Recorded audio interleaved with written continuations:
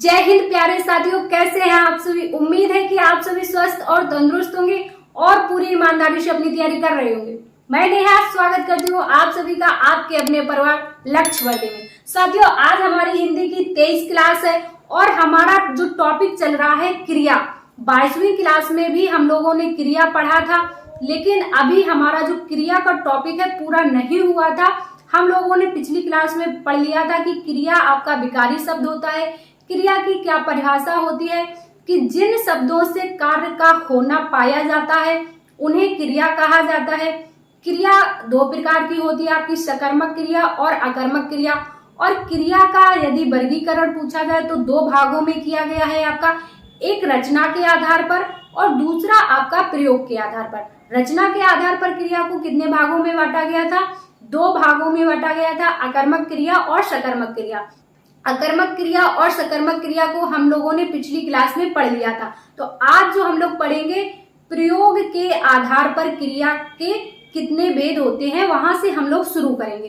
तो साथियों, आप किसी भी एग्जाम की तैयारी कर रहे हैं, यूपी पुलिस, कांस्टेबल, एसआई, लेखपाल, बीडीओ, आरओ, एआरओ या फिर अन्य किसी भी एग्जाम की जिसमें आपके हिंदी से क्वेश्चंस बनते हैं, आप सभी के लिए ये क्लास ले सकते हैं। तो चलिए शुरू कर लेते हैं। तो आज हम लोग पढ़ेंगे प्रयोग के आधार पर क्रिया के भेद। प्रयोग के आधार पर क्रिया के कितने भेद थे आपके? 8। कितने? पिछली क्लास में बताया था आपको कि प्रयोग के आधार पर जो क्रिया को बांटा गया है कितने भागों में? 8 भागों में बांटा गया है ना। तो पहला क्या हो जाता है आपका? संयुक्त क्रिया। नंबर 1 पे आप लोग हेडिंग डाल लेंगे संयुक्त क्रिया। अब देखिए, संयुक्त क्रिया की परिभाषा क्या है? जब कोई क्रिया दो क्रियाओं के संयोग से, क्या? दो क्रियाओं के संयोग से निर्मित होती है उसे संयुक्त क्रिया कहा जाता है। यानी कि कोई क्रिया दो क्रियाओं के संयोग से निर्मित हो, है ना, दो क्रियाओं से बनी हो। और आपका कंफ्यूज नहीं होंगे, यहाँ पिछली क्लास में हम लोगों ने देखा था द्विकर्मक। द्विकर्मक क्रिया में दो कर्मों की आवश्यकता होती थी, लेकिन संयुक्त क्रिया में दो क्रियाओं की आवश्यकता होगी। क्लियर? तो उसे क्या कहते हैं? संयुक्त क्रिया कहते हैं। उदाहरण में आप देख लेंगे, जैसे मुझे जाने दो। क्या? मुझे जाने दो। देखो, एक तो यहाँ पर हो जाएगा क्रिया जाने की और दूसरी क्या हो जाएगी? दो, है ना। तो दो क्रिया हो जाएंगी ना। एक क्रिया क्या है आपकी? जाना, जाने की क्रिया है। दूसरी क्रिया क्या है आपकी? दो। तो दो क्रियाएं हो गई, इसका मतलब संयुक्त क्रिया, है ना। पूछ लेगा आपसे उदाहरण देकर, मुझे जाने दो क्रिया का कौन सा भेद है? संयुक्त क्रिया है या फिर आपकी नाम धातु क्रिया है, प्रेरणार्थक क्रिया है, या फिर इनमें से कोई नहीं? तो आप बता देंगे अच्छा हमने पढ़ा था, लक्ष्यवर्धी पर पढ़ा था ये वाला क्वेश्चन, इसमें संयुक्त क्रिया है कि इसमें आपकी दो क्रिया है, एक जाना और दूसरी दो, है ना। फटाक से आंसर लगा देंगे आप। इसी तरह वर्षा होने लगी, एक होना और दूसरी लगी, वर्षा होने लगी। बंदर पेड़ से कूदा, क्या? नहीं, बंदर पेड़ से कूद पड़ा। क्या? एक क्रिया क्या है आपकी? कूदने की है और दूसरा क्या है? पड़ा, कूद पड़ा। क्लियर? संयुक्त क्रिया आपको अच्छे से फिट हो गई दिमाग में? हुई या नहीं? बोलो, हुई? ओके। नंबर 2 आप लिखेंगे नाम धातु क्रिया। नाम धातु क्रिया क्या होती है? देखिए, संज्ञा, सर्वनाम और विशेषण शब्दों में क्रिया लगाने से नाम धातु क्रिया बनती है। संज्ञा, सर्वनाम और विशेषण शब्दों में क्रिया लगाने से जो शब्द बनता है उसे नाम धातु क्रिया कहते हैं। कंफर्म? जैसे आपका संज्ञा या फिर सर्वनाम ले लो या फिर विशेषण। जैसे आपका हाथ, हाथ क्या है? ये संज्ञा है ना। हाथ में लगा देंगे आप क्या? प्रत्यय लगा देंगे आना, है ना। हाथ में लगा देंगे क्रिया आने की, हाथ में लगा देंगे आने की क्रिया, तो क्या हो जाएगा आपका? हथियाना। क्या? हथियाना, याना। जैसे कहते हैं ना कि ये हमारी ऐसी चीज हथिया ली, है ना, हथियाना। इसी तरह लात से क्या बन जाएगा? लात से बन जाएगा आपका लतियाना। क्या? लतियाना, आना नहीं, लतियाना। समझ रहे हैं ना। कि आपके ये क्या है, संज्ञा। संज्ञा शब्दों में आपकी क्रिया लगाने से क्या बन जाती है, नाम धातु क्रिया बन जाती है। इसी तरह आपका गर्म से बन जाएगी गरमाना, है ना। और आपकी बन जाएगी सर्द में नहीं कहते हैं लोग कि सर्दिया गया, है ना, सर्दियाना। और इसी तरह से बन जाएंगे हथियाना, लतियाना। लाठी से बन जाएगी लठियाना, है ना। तो ये हो जाएंगे आपकी नाम धातु क्रिया। क्लियर। नंबर 3 पे है आपकी प्रेरणार्थक क्रिया। क्या, नंबर 3 पर आप लोग हेडिंग डाल लीजिए प्रेरणार्थक क्रिया। ऐसा नहीं है कि ये आपको लिखा हुआ दिख गया, स्क्रीनशॉट लिया, बस निकल लिए क्लास से। ऐसी गलती आपको कतई नहीं करनी है। पूरी क्लास को अच्छे से देखना है, अच्छे से समझना है और अपने खुद के नोट्स बनाने हैं, तभी आपके भेजे में अच्छे से क्लास छपेगी, है ना। तभी आप एग्जाम में आंसर कर पाएंगे। नंबर 3 पर है आपकी प्रेरणार्थक क्रिया। अब देखिए प्रेरणार्थक क्रिया क्या होती है। जब कर्ता स्वयं ना काम करे, जब हम खुद से ना कुछ काम करके किसी दूसरे से अपना काम करवाएं, तो वहां पर क्या होगी, प्रेरणार्थक क्रिया होगी। जैसे हम अपना काम खुद से नहीं करेंगे, आपसे करवाएंगे, तो वहां पर कौन सी क्रिया होगी, प्रेरणार्थक क्रिया, है ना। देखो, जिन शब्दों से यह बोध होता है कि कर्ता स्वयं कार्य ना करके किसी दूसरे से करवाता है, उसे प्रेरणार्थक क्रिया कहते हैं। जैसे इसके उदाहरण हो जाएंगे आपके कि माता जी प्रिया लड़की है, प्रिया से खाना बनवाती हैं, है ना। तो ये क्या है, माता जी स्वयं ना खाना बना करके प्रिया से बनवा रही हैं, तो यहाँ पर कौन सी क्रिया हो जाएगी, आपकी प्रेरणार्थक क्रिया हो जाएगी। क्लियर। इसी तरह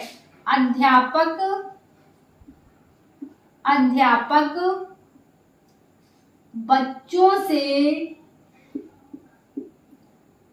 पत्र लिखवाते हैं,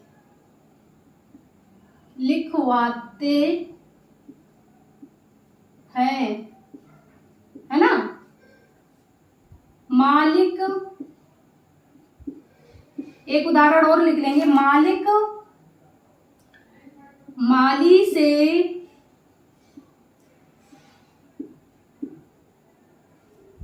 बाग सिंचवाते हैं, है ना। तो यहाँ पर आप देख पा रहे हैं कि कर्ता स्वयं कार्य ना करके किसी दूसरे से काम करवा रहे हैं, है ना। तो वहां पर हो जाएगी आपकी प्रेरणार्थक क्रिया। समझ गए। क्लियर। अब नंबर 4 पे आप लोग लिख लेंगे पूर्वकालिक क्रिया। नंबर 4 हेडिंग डालेंगे, लिखेंगे पूर्वकालिक क्रिया। अब देखिए पूर्वकालिक क्रिया में क्या होता है, जब कर्ता पहली क्रिया को समाप्त करके दूसरी क्रिया प्रारंभ करता है, तो पहली वाली क्रिया को पूर्वकालिक क्रिया कहा जाता है। पूर्व का मतलब ही होता है क्या, पूर्व का मतलब क्या होता है, पहले ही तो होता है। पूर्व का मतलब क्या होता है, पहला, है ना। और कालिक का मतलब क्रिया, है ना। तो वही है पूर्वकालिक क्रिया। जब कर्ता पहली क्रिया समाप्त करके दूसरी क्रिया प्रारंभ करता है, तो पहली वाली क्रिया को पूर्वकालिक क्रिया कहा जाता है। कंफर्म। अब इसके उदाहरण देख लीजिए, उदाहरण कैसे बनेंगे। इसके उदाहरण बनेंगे आपके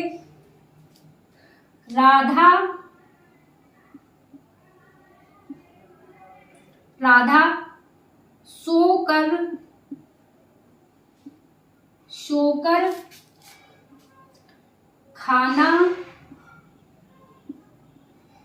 खाएगी, है ना।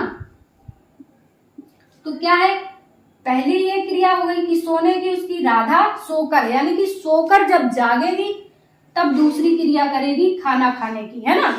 जब पहली क्रिया उसकी समाप्त हो जाएगी सोने की, तब दूसरी क्रिया वो करेगी खाना खाने की। कंफर्म, है ना।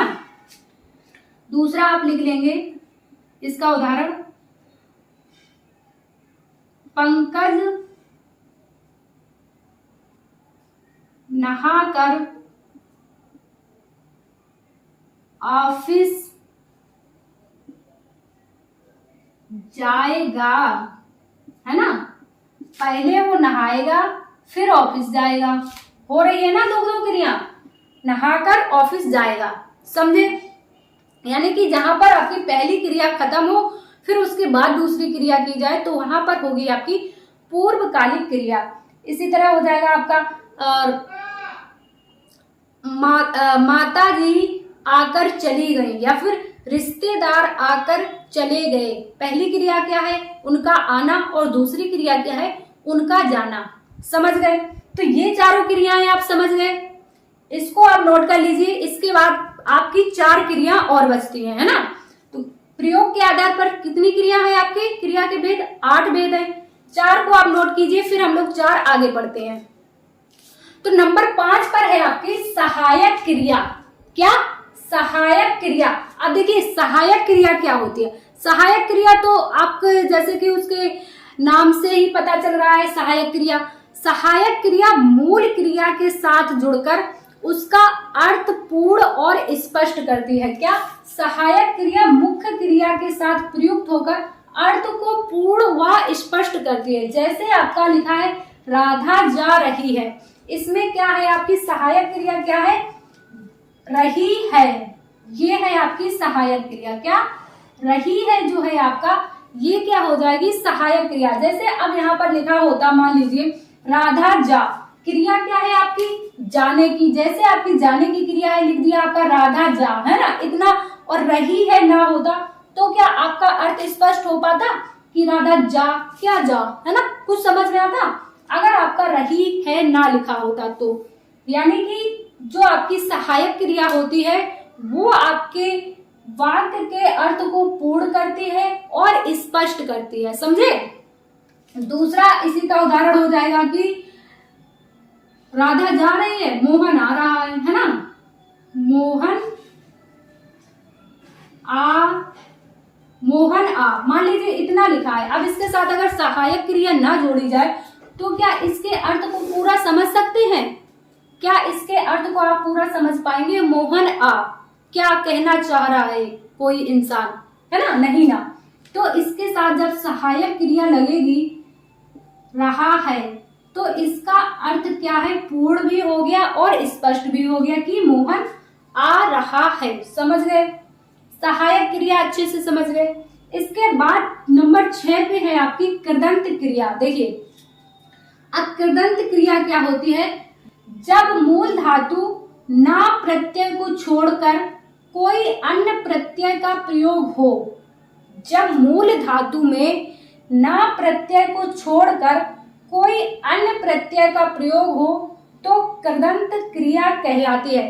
कहने का मतलब है कि आपका ना प्रत्यय नहीं होना चाहिए। ये जो ना प्रत्यय है, मूल क्रिया के अंत में ना प्रत्यय नहीं होना चाहिए, बाकी कोई भी प्रत्यय हो तो आपकी कृदंत क्रिया हो जाएगी। जैसे आपका पढ़ना है, पढ़ने में क्या है आपकी ना प्रत्यय लगा है तो ये आपकी कृदंत प्रत्यय नहीं है। यहीं पर आपका अगर ये हो जाता पढ़ता, है ना, पढ़ने का पढ़ता हो जाता तो ये हो जाती आपकी क्या, कृदंत प्रत्यय, सॉरी कृदंत क्रिया, है ना।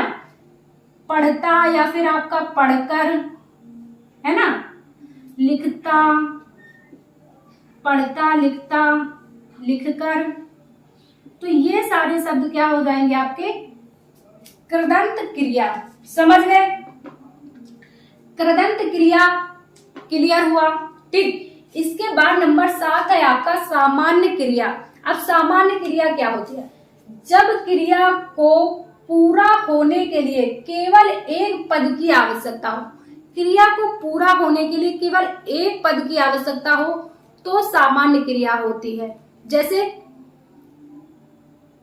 चल भाग, क्या, जैसे चल भाग, चल भाग, घर चलो, है ना, चल भाग।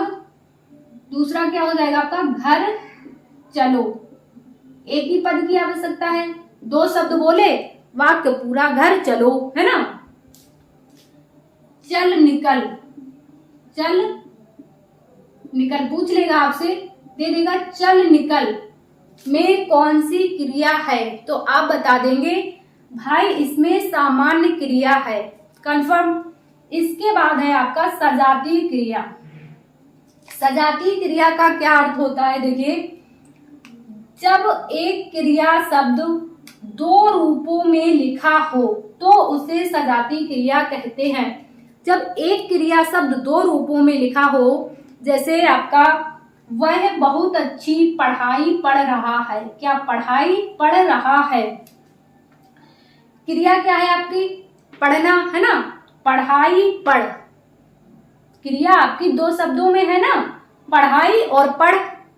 वह बहुत अच्छी पढ़ाई पढ़ रहा है। कहते हैं ना लोग, जब किसी का बच्चा बाहर पढ़ता है या फिर कोई ऐसे तो बातें होती हैं कि फलाने का लड़का बहुत अच्छी पढ़ाई पढ़ रहा है ना। इसी तरह वह बहुत अच्छी पढ़ाई पढ़ रहा है, तो इसमें कौन सी क्रिया हो जाएगी आपकी? सजातीय क्रिया। इसी का दूसरा उदाहरण हो जाएगा आपका, उसकी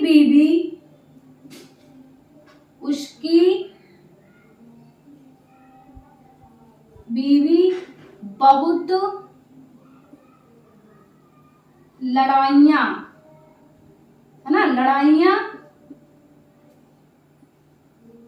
लड़ती है ना। ये भी आपका इसी में आ जाएगा सजातीय क्रिया में। क्या?